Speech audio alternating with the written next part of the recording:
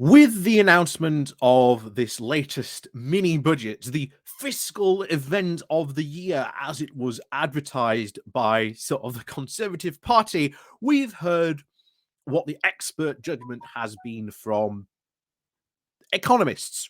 We don't think it's very good, the economists say. It doesn't make a lot of economic sense. The opposition parties have been, well, Liz and Kersey, well, they're gambling. They're gambling on growth that might never come. We saw in a select committee the day before that probably the best line response to this in 2022. This is not adult thinking just to assume that growth will just come along. And as some economists have quite rightly pointed out, even the three things that could happen: either A, it's going to be a absolute disaster, which is more likely than not. B, stagflation. For every bit of growth that is achieved, it will be eaten away by the rise of inflation because of the very things that has been proposed by the government. Or you will get some growth. But the problem is that growth will be built on very, very shaky foundations, and it will not be sustainable. Even the Chancellor's own economic plans aren't sustainable in the long term. So, with those types of reactions, we don't have to ask, what has been the reaction from Conservatives themselves? So, today we go over to Conservative Home to see, well, what the reaction is from, well, the average Conservative in the street. But I'll have to say, the guy who sort of wrote this article will be going through, I'd actually quite love to have a conversation with him. I think we could have actually quite a bit of a bizarre, productive conversation, but I don't know. I doubt if he ever would. Yeah, with little old me, but who knows? So anyway, we're gonna go have a look at what he's had to say, and we'll comment on some of the things, because some of the things are sort of very interesting, coming from sort of Conservative Home, quite a big and influential voice sort of in the UK Conservative movement. But before we do get into that, please do remember to hit the like, share, and subscribe button. And of course, down below, there are links to my Patreon page and a one-off donation link called Buy Me Coffee, where you can, well, buy me coffee. And as always, thank you very much to all those people who do help and support the channel that way. And of course, there is the YouTube thank you button down below as well. And of course, the YouTube subscription, where you get badges, emojis, and whatnot when you subscribe to that. So, over we go then, today to Conservative Home. The title of, Do You Feel Lucky, Mr. Chancellor? You can already tell the nervousness already just in that title alone. The nervousness you can see being put forward by this. So, Clint Eastwood is not the first person who springs to mind when one thinks of Paul Johnson, the director for Institute of Fiscal Studies. But I feel like there was an element of Dirty Harry in his response to Kersey Katang's mini budget today. Do you feel lucky, Mr. Chancellor? Seeing he said, this is a huge economic experiment which carries with it lots of risks, he told viewers. Moments after Katang had spoken, it was like an entirely new government coming into office, who were putting upwards of up to £40 billion into the economy when the Bank of England is really worried about inflation. It was, short of, a complete reversal of policy. And I agree with him. It was. It's actually overturned 12 years of conservative economic thinking, even saying that some of it could be seen as some of the comments that Kersey had made had been almost having a go at these past conservative governments, which leads you to the conclusion that both him and Truss have been members of these past administrations. So why had they put forward or not put forward these ideas?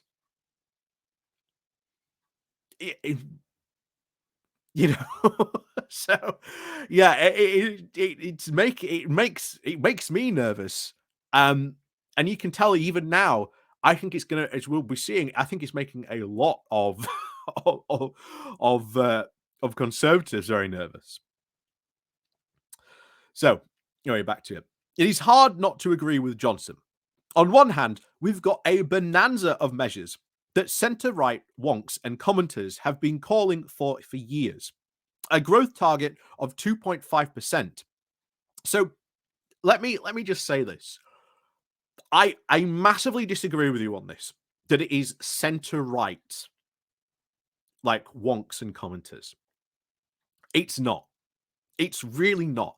I think this is very, very telling that lots of conservatives cannot understand the fact that their party is really fractured, that there's lots of different interest groups, and even MPs disagree with each other on fundamental ideological issues, and that their party has currently been taken over by a right-wing libertarian core of the party that all goes back to this. Yeah, yes, we have it. We'll be doing something on this very soon. Don't worry. But I think that's very telling that he can't differentiate from what has been announced in the budget to what other more centre-right economists have been saying. That's very, very telling that he can't seem to make that distinction and that difference. But there you go. So back to it. The growth target of 2.5%, unpicking regulation, disposal of government land to build more homes, minimum service levels on striking industries, and one has seen Mark Littlewood so happy post-budget. But wait, there's more. The cancellation of the rises of national insurance and corporation tax, investment zones with lower taxes and regulations, a rise on stamp duty from the thresholds, and an end to a cap on bankers' bonuses. And the basic rate of income tax is cut to 19% from April. And, unexpectedly, the Holy Grail, the abolition of the 45% rate of income tax and a return to the top rate percent of 40%. One could hardly say that Truss and Keating did not have the courage of their convictions, or accuse them of committing the cardinal Tory sin of claiming to be tax cutters whilst never delivering any. And the problem is, as I'm sure you'll find out very soon, my friend, they are ideologues to a T. They are married to this ideology. They are free market fundamentalists wholesale. As far as they are concerned, if they follow this, it's not that they have courage of convictions, this is their ideology, this is their mantra. And as far as they are concerned, if they do this, there should be growth. But as a lot of economists have been saying, what growth? Nothing in this budget is, they at least economists could see, would bring growth. And even as we said at the beginning, some economists were saying, even if you do get this magical growth target, it will be built on very, very shaky foundations, to which any bad economic move could go horribly wrong for our economy. And their entire plan, as we've said before in a couple of other videos, is built on the very idea that absolutely nothing must go wrong for the UK economy. That is very worrying, that you are banking on the fact absolutely nothing must go wrong. That's not adult thinking at all. We're going back to that select committee comment. So back to it. So as such, the most ideologically sound budget in living memory. Again, I refer back to my earlier comment that I don't think he seems to understand that this isn't just a typical ideologically conservative budget. This is a far-right libertarian conservative budget that I don't think most people really come to understand yet. But there you go. And finally, a Prime Minister and Chancellor who are unashamedly defending a low-tax, pro-growth, deregulatory agenda. And again, they don't actually set out what deregulatory stuff they're going to do, because you actually have to then have a conversation about why things are regulated in the first place. And again, they don't want to have that. So it's all, smoke and mirrors, especially with that sunset clause. And we've talked about why that sunset clause is in there. It's been put because it is just impossible to reach. So They might maybe retain maybe about 10-20% of the sort of EU regulations that get brought into UK law, but the vast other majority of that regulation will just go because it's just impossible to cover that much legislation in essentially, at this moment in time, 15 months. It is just sheer impossible. So anyway, back to it. Kotang said, what we know to be true. High taxes discourage hard work, penalize success, and prevent entrepreneurship. One cannot help but cheer as the Labour front bench looked clueless in response. Wait, what? High taxes do not discourage hard work. How? How do high taxes discourage hard work? High taxes do not penalize success, and nor does it prevent entrepreneurship. This is just sheer mantra. That's a sheer mantra of something that just does not exist. Because look at the rest of Europe that have high taxes. They are far more productive than we, so that certainly proves that it doesn't discourage hard work. Penalize success, well, there are a lot of very successful companies in Europe. Doesn't seem to be penalizing their success.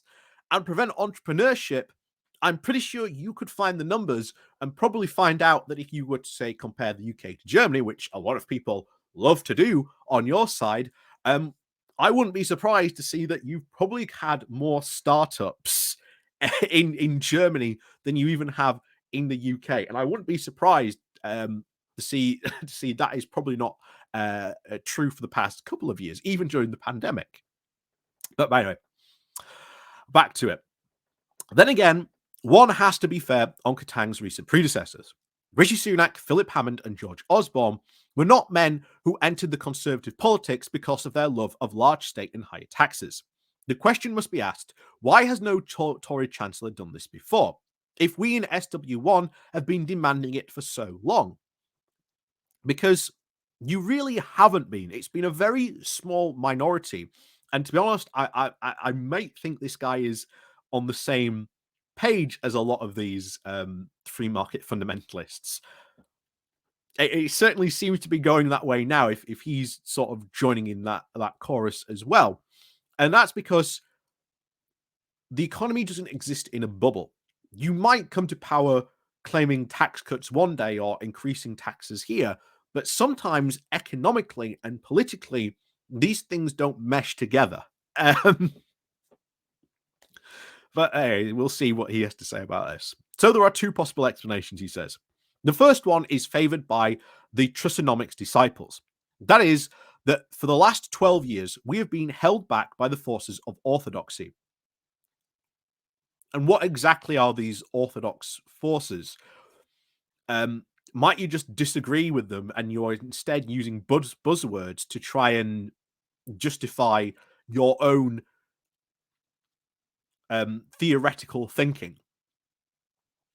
That certainly seems to be what we got from the Chancellor. A treasury in an ad hoc cheese pairing and an economic establishment too hampered by groupthink. I think I stand by my point already. To embark and get any hold of departures, just ignore them and brandish your copy of Free to Choose and get cracking. It is a comforting thought, especially for those of us fond of lamenting how little distinctively conservative policy or party has actually achieved in office. Yeah, for 12 years, you haven't really achieved a lot. I'll agree with you there. And this budget isn't going to achieve a lot. A lot of economists are saying this isn't good. This isn't good at all. It is the approach broadly that Truss has outlined to me when I interviewed her over 2 months ago, and this is what she's now doing in government. No wonder many are saying that today's was the most conservative budget we have seen in decades. It wasn't just a conservative budget, it was a right-wing libertarian budget. And it's going to be, oh boy, are we in for trouble. But there is another explanation for why a statement like this hasn't been delivered before now. It is being played out before our eyes. And that is the markets won't take it. The pound has fallen to its lowest level in almost 40 years, dropping well below the $1.10 mark. Well, I think it was $1.09 mark, I think someone said to me this morning. So it's falling even lower, heading towards parity. And if that happens, that's going to make the energy crisis even worse. So thanks, guys, for making the energy crisis even worse. You were pretty much responsible for making it bad in the first place. So, pile on more, pouring, shall we say, more oil on the fire really hasn't been good. The FTSE has also fallen more than 2%, and analysts now expect the interest rate to double to 5.2% next year. Most importantly, for public finances, the yield on UK 10-year bonds, which mirror the government's borrowing cost, has surged to 3.8% today. They were under 1% a year ago, and it's hard to surprise with the amount of borrowing that the government would be pursuing today. And that will cause its own set of problems because that makes borrowing more expensive. And if the government is embarking on cutting a load of taxes, but saying, oh, yeah, we're going to just borrow our way out of this, doesn't look good. It doesn't look good at all. The central departure, of course, for Trussonomics is that one of the longer forced is to choose and consider cutting public spending when facing tax cuts, and facing the cuts announced today will alone be close to £150 billion over the next 5 years. And a lot of economists have said this is just unsustainable. But to enable them, the government borrowing will reach a third highest peak since the war, remaining over £100 billion. And once the energy support package ends, and despite once being floated by Truss during her leadership campaign, there was no mention of a spending review in today's speech. In some ways, that's a good thing. Having one so soon after the last would have a further gummed up Whitehall. But that also means that we should not expect any cuts in government spending anytime soon, with borrowing costs soaring. That matters enormously. Not only because a smaller, more efficient state is more desirable. Again, we've talked about the thing with this mantra that a lot of conservatives seem to have. Oh my God, we've got to have a smaller state. That brings two things. What if the state has to expand because, well, it has to do things. It has to have capacity to do these things. So, of course, departments are going to be bigger than others. So why not allow a department to expand because it needs to take on extra people to be able to do that? If you start cutting things in Whitehall or cutting staff or even cutting budgets, as we are seeing the current government do, that means you're telling the government, or at least telling people, the government is no longer going to do or provide certain things. And that should be worrying to a lot of people, because what exactly are you going to cut? What exactly are you not going to do? This is what they're not telling people. And I think that's very, very sneaky. Back to it, small state is more desirable, or because the spending plans the government is operating on were drawn up at the time when inflation was less than a third of its current levels. No, it matters because it means that Truss and Katang are really going for broke. If their sums do not add up, the risks for the public finances are considerable. So at least you do recognize that. I'm glad you do recognize that.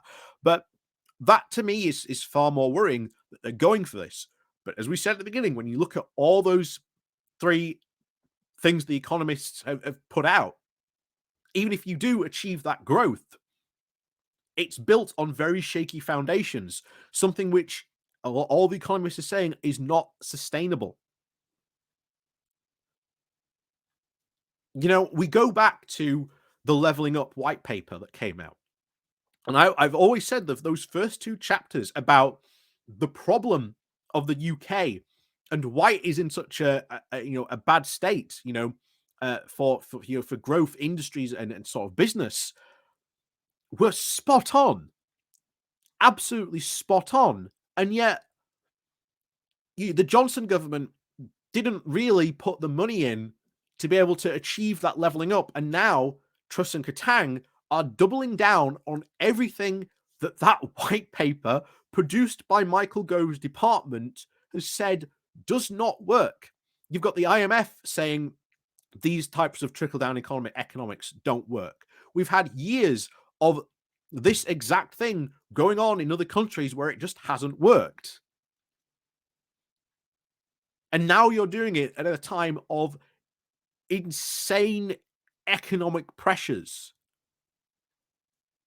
This is a gamble, and it shouldn't be seen in any other way.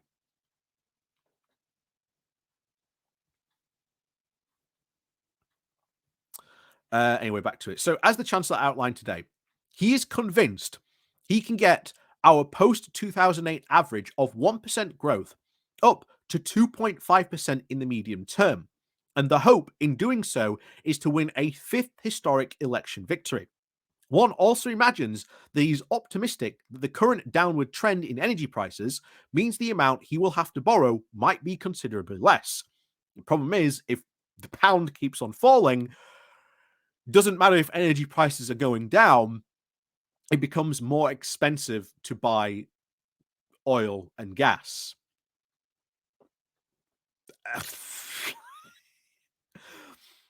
Anyway, but if this plan doesn't work, we will be borrowing even more money at an increasingly expensive rate. And we already looks for it, or we are, from what we can see from the government's bonds. The government debt is surging upwards. As Johnson has highlighted, borrowing is now forecast to be £80 billion higher by 2026 to 27 than predicted in March, with over half of it based on today's tax cuts. This threatens the further interest rates rises alongside increase in taxes and spending cuts. Most likely, if Trust and Katang Gambles fails, this will be implemented by the next Labour Prime Minister and Chancellor. But governments do come and go. What is more important, it is it going all in today on this agenda today. Our new Truss and Katang do risk decrediting free market thinking for a generation. Good. Good. I'm glad. I'm glad. And let me just say this: this free market fundamentalism that is currently hold of the Tory party is a small faction of MPs. I think if you explain most of this kind of economic thinking, I don't think your average conservative wants this. This is why I heavily disagree that it's these center right conservatives, because I don't even think a center right conservative would generally actually want these types of economic policy. As we said before, this is not center right economic, you know, Tory uh, economic policy. It's far right libertarian policy that we have seen today. And it is that group of people that have successfully managed to take over the Conservative Party, which I don't know if this guy would even admit to that the Conservative Party is that fractured, but there you go. So I have no doubt that their approach could deliver in spades in normal times. And I even think it couldn't even deliver in spades in normal times, when inflation is under control and energy prices are not volatile. The markets aren't spooked, and the governor of the Bank of England isn't across his brief. So much for Bank of England sovereignty, going to this guy. I've also no doubt that if Prime Minister and the Chancellor are also wise enough to know that they are taking a big risk, that they deserve respect for doing so. Interesting. You admit that, because I'm sure in the future he will accuse other prime ministers and chancellors of taking risks, or playing foul with the economy. It would be funny what to think this guy thought of Ed Miliband's ideas, or even Corbyn's ideas. Were those risks? Were those to be applauded? I don't think so. Still, they are throwing the kitchen sink and going for growth, which they are not going for growth. They are hoping for growth. Let's be very clear about that. And there is no sign, as a lot of economists have pointed out, there is no sign in this budget that you are actually going to achieve growth. It is very, very worrying. So if it works, it will be the most formidable vindication of economic liberalism since, yes, I will say it, Thatcher at her pomp. And that's if. And we have to say if. And if it does work and you do get this growth, as we said at the beginning, the economists are basically saying this growth will be built on sand. There will be no firm foundation for this growth, and it could just go like that. because Truss and Katang are not addressing the severe problems we have in the UK. They've done nothing so far or announced anything to address our productivity problem that we have. But you look at other countries and they're massively outproducing us in terms of production. I think it's been said before, all of Europe could go on holiday from, I think, like October to like January, and still UK production wise, we would still not have caught up.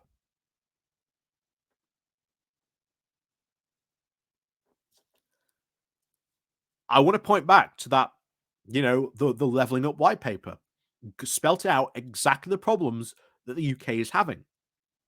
This budget is not going to help solve those problems. It is probably only going to make them worse. And these special economic zones, I think, are going to cause a lot of problems. Because if you're, let's say that's your line and you're a business there, and there's space in this economic zone, and you're a business and you're going, I pay less taxes. Well, okay, I'm just going to move into that zone. What this is going to do is not create new businesses. It's just going to cause a lot of movement in the economy of probably businesses moving into these zones. And with that, that will also take a lot more other economic problems. So this is not a good budget. And even though this guy's going, oh my God, this is it. This is finally what we've been calling for. You can even see he himself is hedging his bets on this.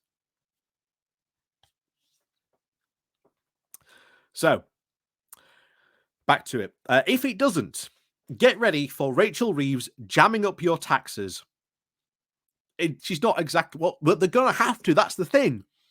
You do you understand that if this doesn't work, whatever government comes in would have to raise taxes to sort out your economic mess. And remember, right at the start, when Cameron and sort of the coalition came in, the Conservatives were always blaming Labour for the mess that they had to sort out. They were blaming it for years after.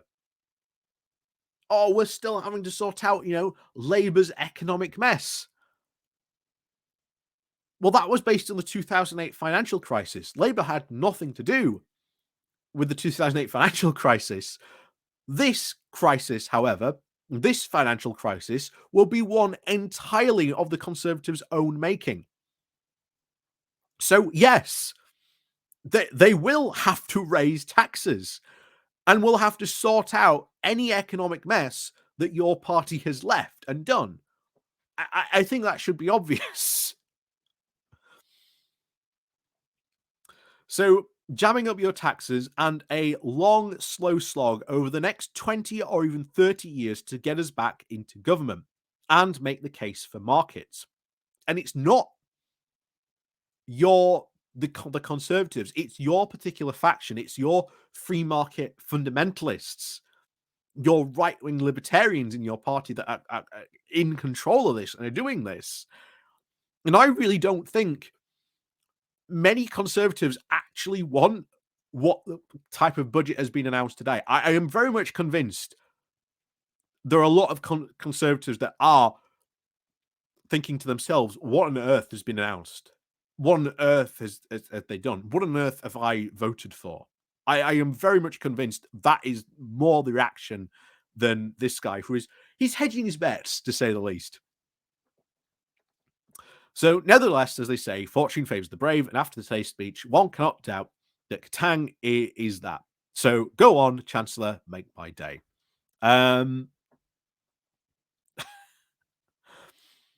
Well, yeah, I think you see it right there. That's in a nutshell. I think you do have a lot of very nervous Conservatives. I think he's more nervous, given the writing there. I think he's far, far, far more nervous than, shall we say, happy with what his budget. I think he's happy with what was announced, But I think he's far, far more nervous than happy. But I think there are far more nervous conservatives out there because I'll tell you now, this will not sell in the red wall. This budget will not sell. It will not sell at all. So you've lost the next war. You've lost the red wall at the next general election. And as for the blue wall down south, well, we've seen how planning restrictions were what led to the big defeat and the surprise Liberal Democrat win. Fracking isn't that popular down south either. I think the Conservatives in for a massive well of trouble. I think they are in for a massive well of trouble.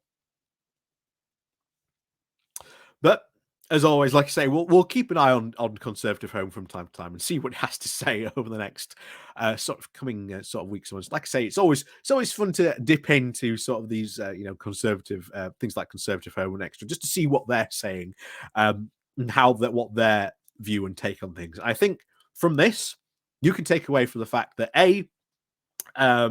this guy thinks what's been announced is centre conservative. This absolutely is not centre conservative by a long way shot. This is right wing libertarian nonsense that we have seen today from Truss and Quatang. I don't think that's what most conservatives would generally seriously actually want. Can't seem to admit that his party's been taken over by a free market fundamentalist cult. But then again, judging by some of his language used, I think he's part of that cult. But there you go. This isn't going to fly well, as we said, in the red wall. I don't think a lot of it is going to fly very well down south either. And you are basing it on the fact that you are hoping for growth.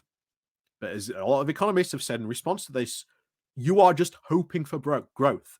You are hoping something comes along. And you are hoping that with your plan, nothing goes wrong. Even though we can already see economic trouble ahead and certain things already headed our way that are going to cause a lot of problems. Joy of joys. As they say, we've got trouble ahead. And oh boy, we can already hear the music playing. So as they say, it's been a long one today. So thank you very much for watching. But as always, thank you very much for your support. Please do hit that like and share button on your way out. And of course, down below, there are links to my Patreon page and a donation link called Buy Me Coffee, where you can buy me coffee. And as always, thank you very much for those people who do help and support the channel that way. And of course, we'll see you all next time.